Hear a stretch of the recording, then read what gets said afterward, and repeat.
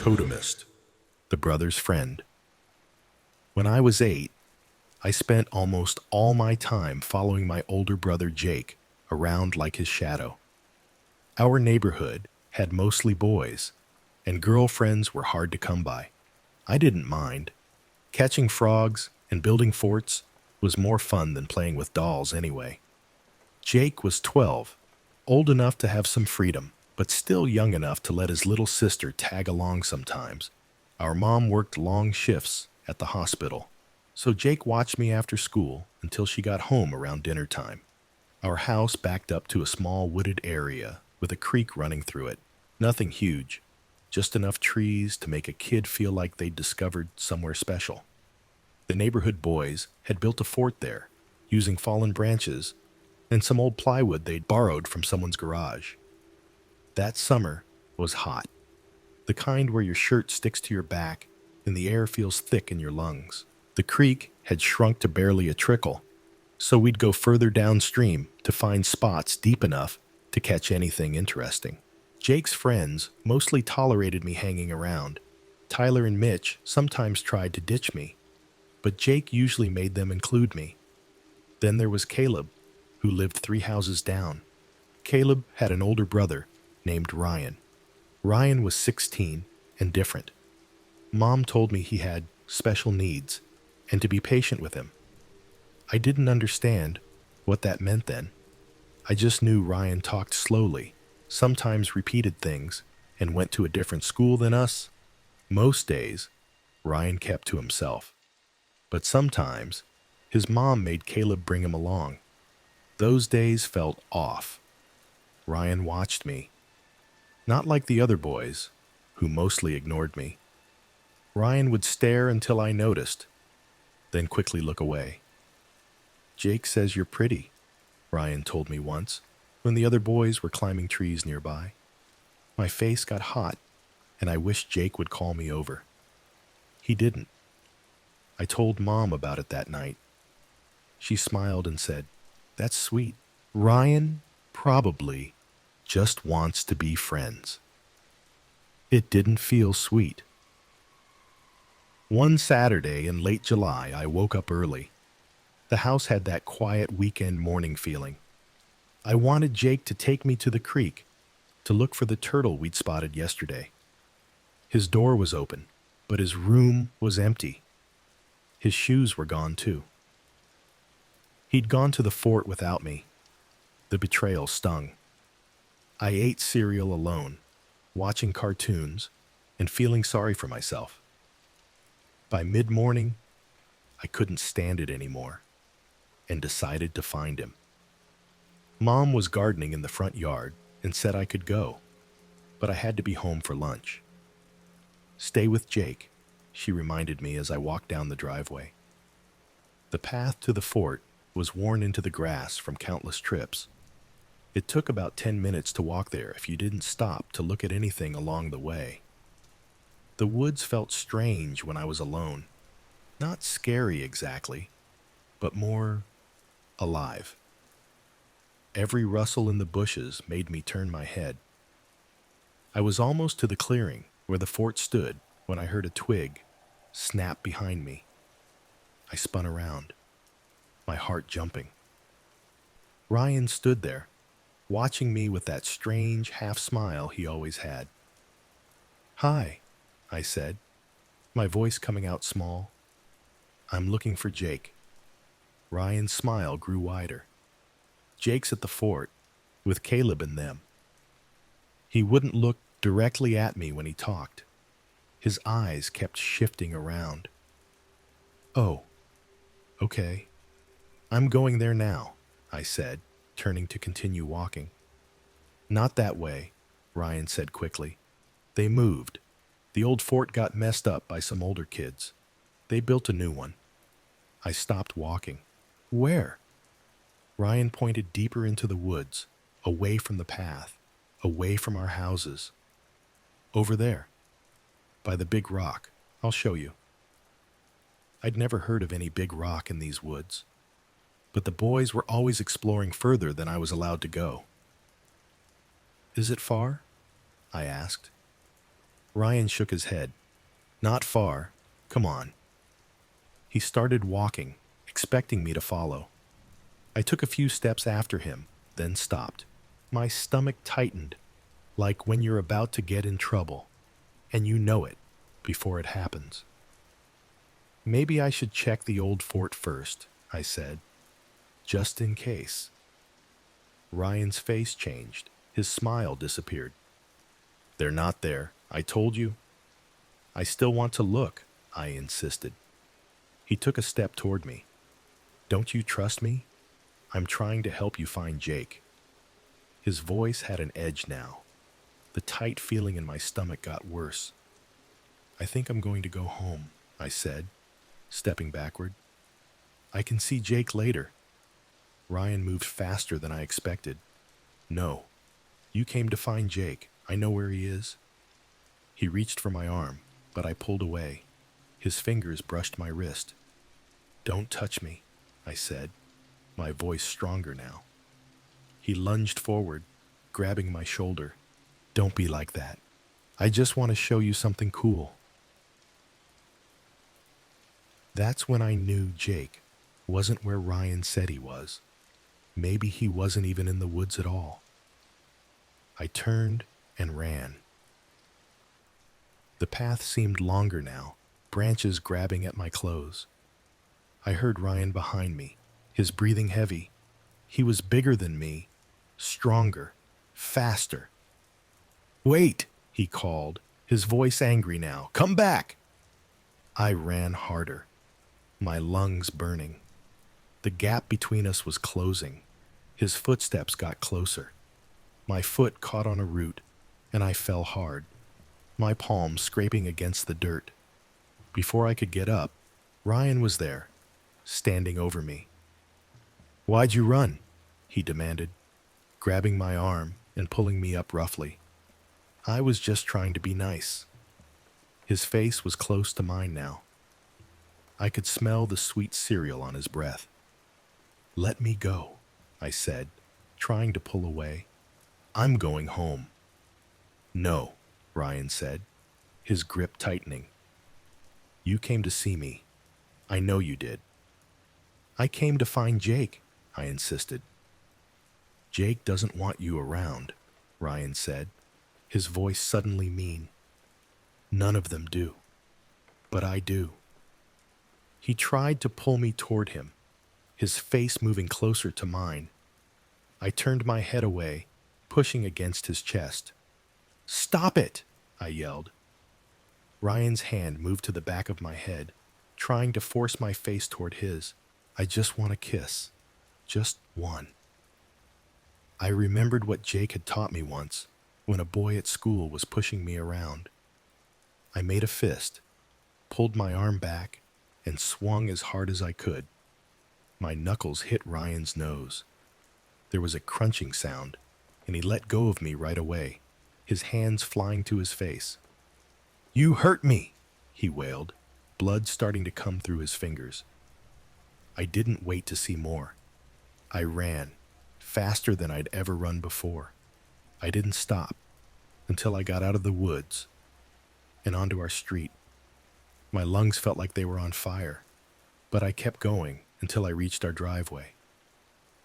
Mom was still gardening, her big hat keeping the sun off her face. You're back early, she said, looking up. Then her expression changed as she saw me. What happened? I wanted to tell her everything about Ryan, about the chase, about how scared I'd been, but something stopped me. Maybe it was remembering how she said Ryan just wanted to be friends. Maybe it was thinking somehow this was my fault. I fell, I said instead, showing her my scraped palms. I couldn't find Jake. Mom cleaned my hands with the garden hose, the cool water washing away the dirt and blood.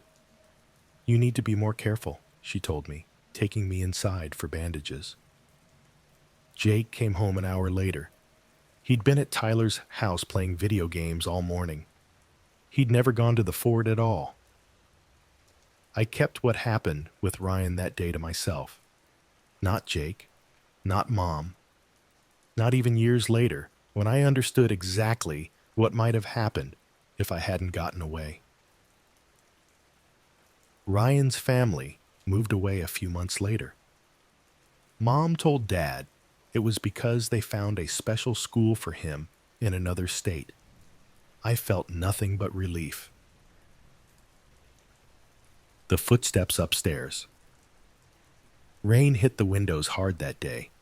The kind of rain that makes staying inside feels right, even though I was stuck babysitting. Mom left for work right after breakfast, telling me it would just be a few hours before my brother Danny got home from soccer practice. My little sister Lily was only 2, all pudgy hands and constant movement. We never talked about the weird things in our house. The way toys would move around when no one was looking, the cold spots in certain hallways, the shadows that sometimes looked like people. Mom said old houses made noises, and that was all there was to it. I didn't believe her, but I kept quiet about it.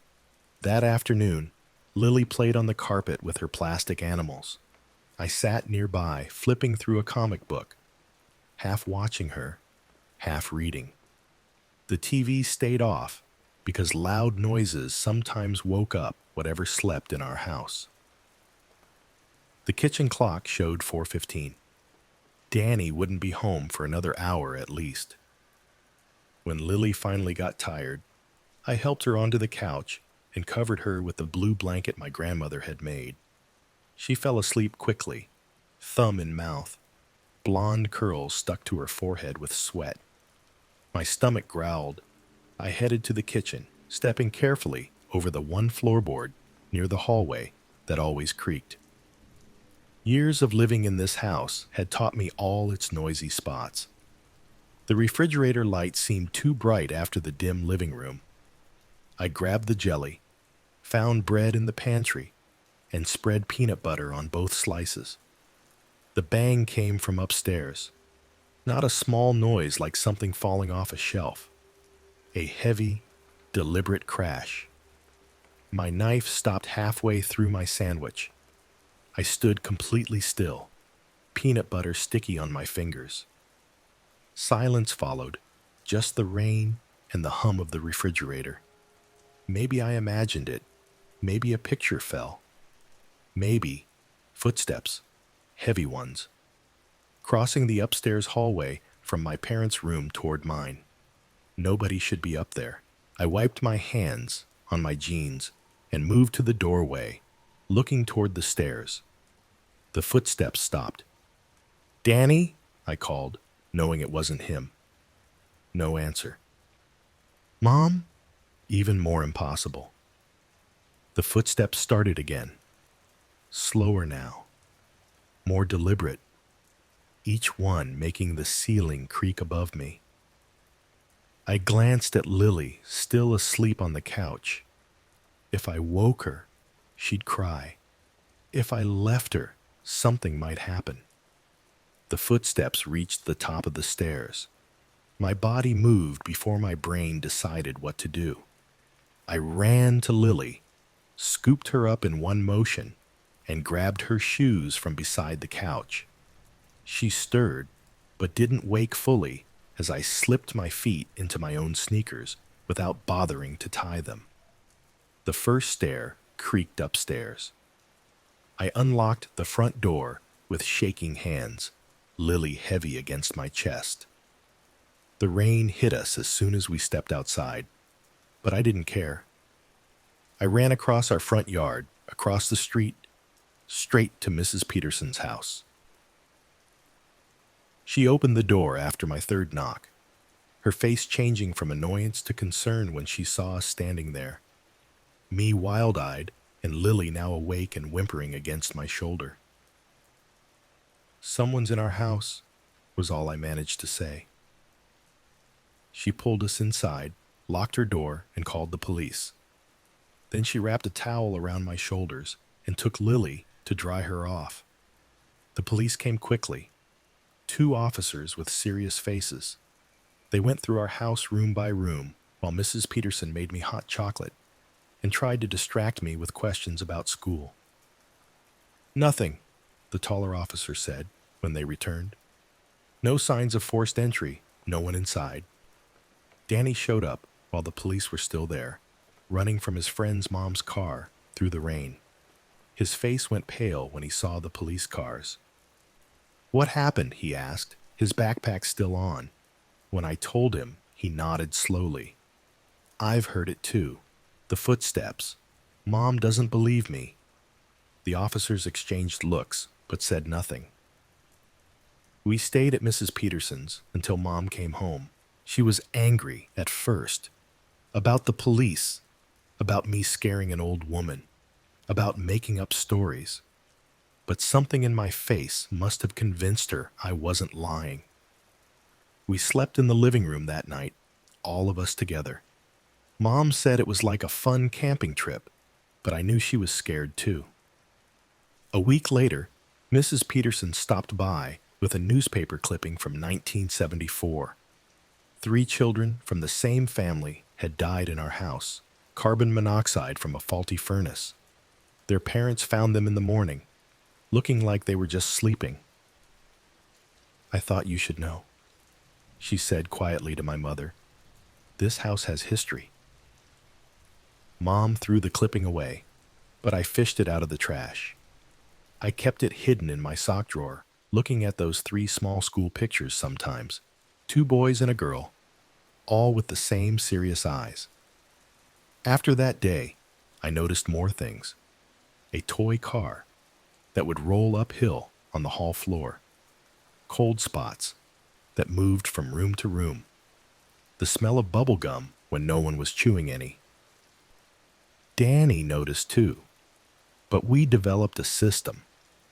If he heard something, he'd play his music louder. If I saw something, I'd turn on all the lights. We never talked about it directly. I saw them a few years later when I was 13. 3 children standing at the foot of my bed, holding hands. They didn't look scary or angry, just lost. "This is our room," the oldest boy said, his voice sounding like wind through dry leaves. I nodded, too terrified to speak. "We're not going to hurt you," the girl said. She looked about Lily's age. "We just get confused sometimes," said the youngest, a boy with a cowlick. "We forget we're not supposed to be here anymore." I never told Mom about that night, or about the other times I'd see them.